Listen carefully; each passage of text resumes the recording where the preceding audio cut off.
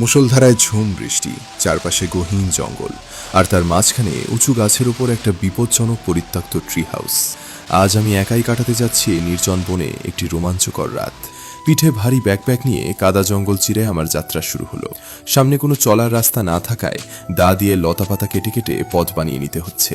ওপরে ওঠার জন্য নদী আর জঙ্গল থেকে কিছু মোটা গাছের গুঁড়ি ও বাঁশ কেটে নিলাম।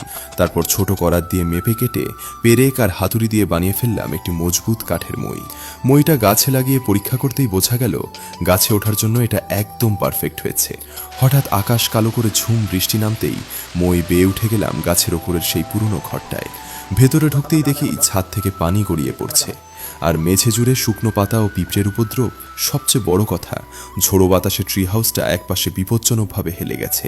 যে কোনো বিপদ এড়াতে ব্যাগ থেকে শক্ত রশি বের করে পাশের একটা মজবুত গাছের সাথে ঘরের ফ্রেমটি খুব শক্ত করে বেঁধে সোজা করে নিলাম। এরপর জঙ্গলের কিছু ডালপালা দিয়ে মেঝেটা ছেড়ে একদম পরিষ্কার করে ফেললাম। নিচে খাবারের খোঁজে নামতেই ঝোপের ভেতর চোখে পড়ল একটি বিষাক্ত সাপ। সাবধানে ওটাকে এড়িয়ে চলে গেলাম খালের দিকে। নদীর শান্ত পানিতে মাছ ধরার জন্য সঙ্গে আনা অ্যাম্ব্রেলা ফিশ ট্র্যাপটি ডুবায় রেখে এলাম।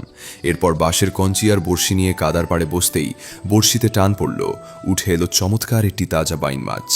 কিছুক্ষণ পর পানিতে পেতে রাখা ফাঁদটা তুলে দেখি তার ভেতরে আটকা পড়েছে প্রচুর ছোট মাছ, চিংড়ি আর শামুক। বিকেলের দিকে বৃষ্টির বেগ আরও বাড়তে থাকায় ব্যাগ থেকে বড় ট্রান্সপারেন্ট প্লাস্টিক র্যাপ বের করলাম। ম্যানুয়াল স্ট্যাপলার দিয়ে ঘরের খোলা বাঁশের দেয়ালে প্লাস্টিক পেঁচিয়ে সিল করে দিলাম, যাতে বাতাস আর বৃষ্টির ছাট পুরোপুরি বন্ধ হয়, অথচ বাইরের সুন্দর দৃশ্য স্পষ্ট দেখা যায়। সন্ধ্যা নামতেই ঘরে আলো জ্বেলে পোর্টেবল গ্যাস স্টোভ সেট করে নিলাম।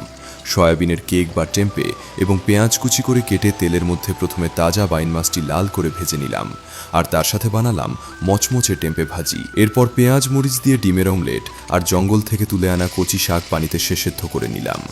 শেষ স্পর্শ হিসেবে তেলের ওপর কাঁচামরিচ ও টমেটো ভেজে বানালাম জিভে জল আনা ঝাল ঝাল সাম্বল। বাইরে ঝুম বৃষ্টির শব্দ, আর প্লাস্টিকে ঘেরা উষ্ণ ঘরে বসে ধোয়া ওঠা গরম ভাত, ভাজা মাছ, টেম্পে, ডিম আর সাম্বল দিয়ে পরম তৃপ্তিতে সারলাম এক রাজকীয় রাতের খাবার। রাত গভীর হলে মাথায় টর্চ লাইট জেলে বৃষ্টির মধ্যেই আবার গেলাম খালের ধারে মাছের ফাঁদ পরীক্ষা করতে। নিস্তব্ধ জঙ্গলের গভীরে ফাঁদ থেকে আরও কিছু মাছ তুলে নিয়ে ঘরে ফিরে এলাম।